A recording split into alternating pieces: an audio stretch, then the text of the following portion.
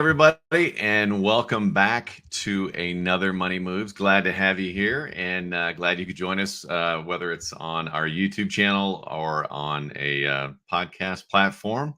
Glad you're here. We've got some important stuff to talk about today. But before we do, how are you doing, Wendy Lee? Doing great. Warm weather, baseball season. Happy. I know my son. They just won the SEC championship, or tied with Tennessee, whatever. But we've got the SEC tournament coming up this week, actually. So I'm going to be heading down to Birmingham, Alabama, shortly after we get done wrapping up this episode. So fun stuff, but that's not why we're here today. I recently did a guest appearance on the Silver Divorce podcast, which I'll put the URL down below, and it was a great conversation. And I wanted to pull some highlights out of that. We obviously keep our show a little shorter, but I did want to talk about the top 5 money mistakes that are made in divorce. So we're going to talk about that in just a few minutes. So grab a pen and paper. And if you know somebody that's gotten a divorce recently, or maybe is thinking about it, definitely send this over to them, and let's get started here in just a few quick seconds.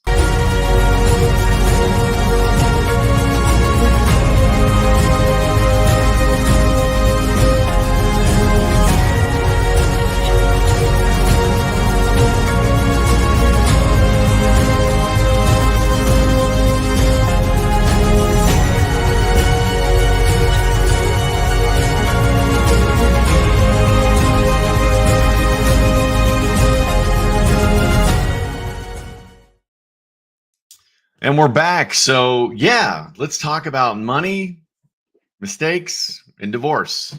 And when we talk about the mistakes, we're talking about the money side of the equation. So, I've recently gone through a divorce. Wendy, I know you've been divorced as well. And so I'm sure that money conversation came up. But folks, divorce is hairy and scary enough sometimes. It's we're not going to get into the whole relationship side of it. Obviously, we're talking about the money side, but there are definitely some things you want to consider. As I mentioned, I had recently been a guest on a Silver Divorce podcast, which aired last week. So we'll definitely put the link in our comments below so you can check that out. And it was a full hour of deep conversation. We're going to hit the highlights today, specifically on the top 5 mistakes made when going through a divorce. But Wendy, kind of, without getting too personal, share your money experiences, or what kind of was going through your head when all that was going on, and let's go into the issues. Yeah. I mean, well, so unlike some people, we didn't have a ton of assets. We had sold a house a couple years prior to getting divorced, and didn't have a ton to divide as far as that goes. Mhm. But certain things that I know we'll touch on, like taxes and um, how Mhm. that's going to look, especially we have kids, under 18. So, figuring out who has them on the tax returns and things like that. Um, and just, bottom line is divorces are can be expensive. And I know for me personally, it really put me back, probably a couple years as far as, the money it took, in the process, and the money that now goes out monthly for that situation. So Mhm. it's stuff that you don't really think through, and you're not planning for ahead of time. And so there's a lot of adjustments, a lot of things to think about. And if you're going down that road or in the very beginnings of that, I think, having some understanding of the things to pay attention to, the things to think about, and how to, do the best for everyone moving forward. I think it's, Well, and that's this is a that's good the key, right? conversation to have. Yeah, that's the key. Is depending on some divorces are nasty, and some divorces aren't. I was fortunate. My ex-spouse and I, we did a non-contested divorce. So we kind of laid everything out on the table and said, okay, we can keep this, or the attorneys can get a big chunk of it. And so we decided, hey, we've got a lot of things going on in the future: graduations, marriages, grandkids. We don't want it to be that tense little. Mhm. So, we just agreed to kind of put it all out on the table and kind of go through it, and kind of come out of it as friends and realize that, hey, we're still going to be around each other for literally the rest of our lives. So let's Yeah. make that as pleasurable of an experience as possible. So, when looking at the number one mistake is, typically you have one spouse that handles the finances over the other. Mhm. And it may not, I'm not just talking about paying bills, but I'm just talking about assets and things like that. And it's really critical that you understand, what you have, right? So, and I'm not talking about just assets, and that's the number one mistake is not understanding the asset values or the Mm. liability, because you get both, Liability. right? It's Yeah. not just, oh, okay, I'll take the assets, you take the bills. It doesn't work like that, and it varies by state. Make sure you talk to an attorney. When you're going through your divorce, or if you do a non-contested, you get a mediator and kind of go that process or whatever, and they'll kind of help you sift through all of that. But looking at the assets you have, whether it's the house, or maybe you've got a second home, vacation home, lake house, or whatever, vehicles, boats, toys, ATVs, things like that. Maybe there's assets in the house, weapons, things like that, or hunting weapons. Looking at that different aspect, you've got the 401k, the retirement accounts, and all that different Mhm. stuff. But then you've also got to understand what are the debts. And that's one of the things that Yeah. some spouses don't necessarily disclose to the other spouse, that they have debts. We've seen that come up a couple of times in the planning process, where one spouse will have a secret credit card or two out Yeah. there, and it may be, a higher balance, but that all kind of comes to the surface when a divorce happens. So, Mhm. really understanding, okay, hey, the house we paid, 5 years ago, 10 years ago, we paid 220,000 for it. So we'll just take 110 each. It doesn't work like that. You want to get, an Right. estimated value and don't go online and just kind of, okay, this is what it's worth. Get an appraisal from a licensed appraiser, right? That's one of the big things I want to put out there. Don't trust a realtor, I mean, not that realtors aren't trustworthy. That's not what I mean, but they're going to pull up, recent sales, but you want a licensed appraiser, non-biased, just, hey, here's what your house is worth. And if you end up selling it, obviously that may not be what you end up getting. Maybe you get a little more, or maybe you get a little less, and then that's kind of what you divvy up. Kind of going through that process. So that's number one: is make sure you get a good assessment of what you have, including cash on hand. Maybe you have a safe with some precious metals in it or something like that. What's the current value on that, and kind of go through that. And as long as it's not combative, that should be a fairly easy process. If it's a little combative, people may try to hide assets and stuff like that. And that's where your attorney can really kind of help you in that situation. But again, get the guidance and help. But that's one of the things you want to make sure you consider too. Number two, Yeah. jumping into it, is the tax implications. You guys know how Wendy and I feel about taxes. And don't get me wrong, I love our country, but they're not the best at spending money and spending it effectively. I guess they are pretty good at spending it, but spending it effectively, let me qualify that. It's one of those things that you need to understand that, whether you agree to things or not, it could have certain tax implications, right? I don't know, Wendy, if you've got any additional Yeah. insight on that as well. I know you commented, we were talking about this pregame. So, Yeah. Well, I mean, there's a big difference. Married filing jointly, if you're in that situation in your marriage, filing jointly, and you have kids, you get those tax write-offs. And that was a big discussion for us is, moving forward. And I've talked about this.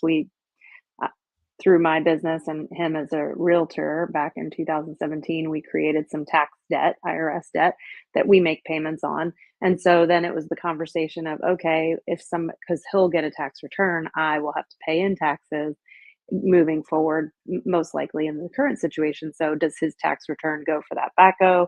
And how long does that happen? So there was for us, that was one of the biggest discussions that we had was around taxes. Who gets to write off the kids?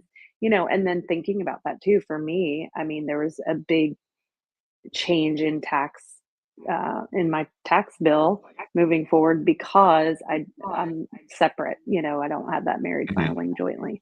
Um, so anyway, those are definitely conversations to have on the front end because when it comes yeah, up, like, we had that discussion because he was getting a return. He's like, does this go to the back owed?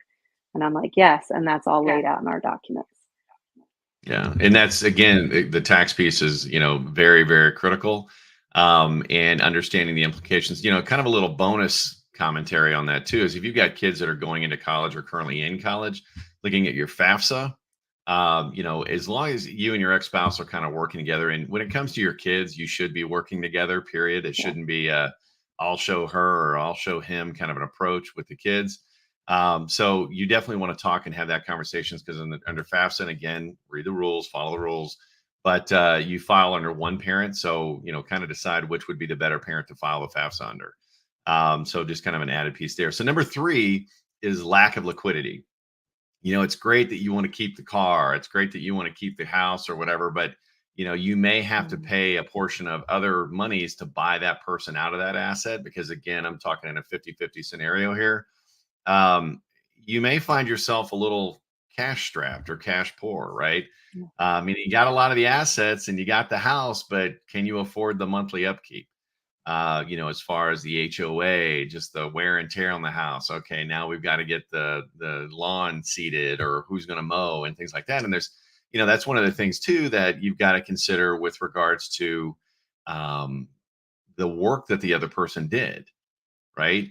There are situations where, maybe, one person handled all the house cleaning and the laundry and things like that. And well, that stuff still needs to be done. So if that person's no longer in the equation, you're going to have to either A, figure out how to do it yourself and do it yourself, or hire somebody to do that. And Mhm. same thing on the exterior of the house, the upkeep, the power washing, doing the driveway, mowing, edging, all the landscaping, things like that. How are you going to do that? Are you going to do it yourself or are you going to pay somebody to do it? So, really looking at that lack of liquidity, one of the big things that I would strongly recommend everybody do is build a spending plan, a budget, if you Mhm. will, and take a look at that before you kind of just jump into things and try to figure it out on the fly because Right. that's really going to set the expectation of, oh wow, I do need to have some cash reserves, if you will, cash on hand for a certain period of time or things like that while you're going through the divorce. Maybe you're living in separate households and all of a sudden one person's keeping the money and the other person's trying to get by on and no income or a small income or smaller income, things like that. So you've got to kind of account for that. Again, I didn't have that real nasty negative experience going through my situation. We worked everything out and make sure we just kept everything status quo until the final gavel hit and everything was, pushed out there. But that's not the norm. So that's one of the Mhm. things that you definitely want to have that spending place and put in plan in place, but also make sure that you've got cash liquidity for the next few years to make sure that you know what's going where and keep a lot of it's already stressful enough, right? So you want to keep that stress Yeah. off. Winnie, I don't know if you've got some add to that. Yeah, well, so I'm twice divorced, but my first divorce, I was very young. Got married at 18 and divorced a few years later. And we were, had car payments and house payment. And I decided we bought everything together. And I actually had more assets when I was in my early 20s. But I took all of those on myself. And that's what I found my struggle. Because, our I thought I was gonna get a certain amount of money, after the divorce that never came, and so I was stuck with a high car payment, with the house payment, and also, I mean, just, this is kinda going back to the understanding assets, but I had no idea. Sometimes there's a partner in the marriage that just signs on the dotted line and doesn't know what they're signing when it comes to mortgages and things like that. I had no idea there was a ballooning second mortgage, Yeah. interest only. I had, like, no idea, and so, I took on all of those liabilities without knowing, and then found myself in a little bit of a sticky situation. I got Mhm. through it, but yeah, I was strapped. I had no liquidity. All my money was in the house and in the cars, and so, it created challenging times, but again, it's just really going back to understanding what it is that you have, and like you said, building that spending plan. It's great. Yes, I Yeah. wanna keep my kids in the house. Yes, I wanna keep the car that I drive them around in, but can you afford all that? Well, and that's a lot of it, right? And then, looking Mhm. at that credit aspect, you talk about, okay, well, I'm just gonna, they're buying me out of the house. Okay, so they, that Mhm. person gives you, maybe they give you more of the retirement assets or something like that, right?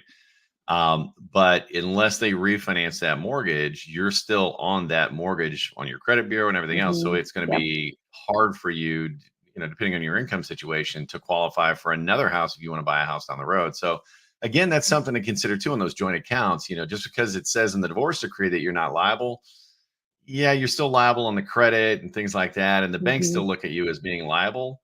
Now, once you go through, show them the divorce decree and all that, again, work with your attorney on that if you have an attorney, but have that conversation up front. It's one of those things that you definitely want to make sure that um, you cross all the T's and dot the I's, so to speak. My Yeah. situation is we were fortunate that the house went up in value.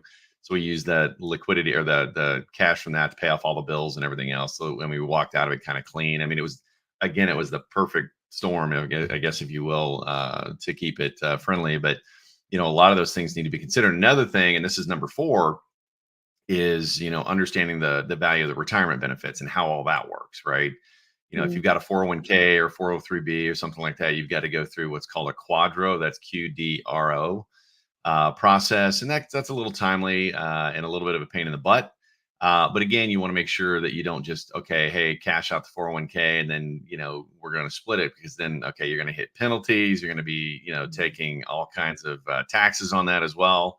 And you look at the compounding value of what that may be today, even though it may seem small.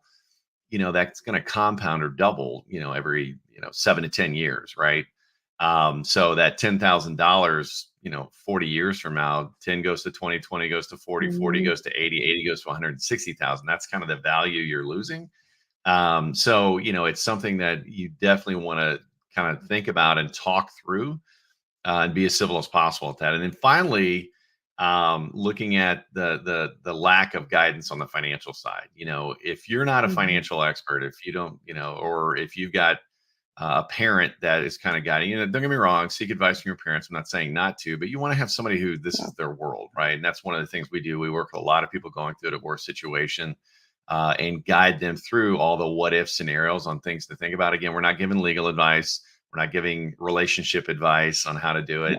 Right. We're giving the financial advice, and that's Right. something that can go well. And it's something that you definitely want to have a conversation immediately after your divorce. But I would strongly suggest you have one as you're going into the divorce process, because that's really going to be a Mhm. game changer for you, and it can take so much stress off you by the end of that, by the time you actually get divorced, and you're going into divorce prepared. What's going on, you've got your assets, liquidity, and everything kind of set up.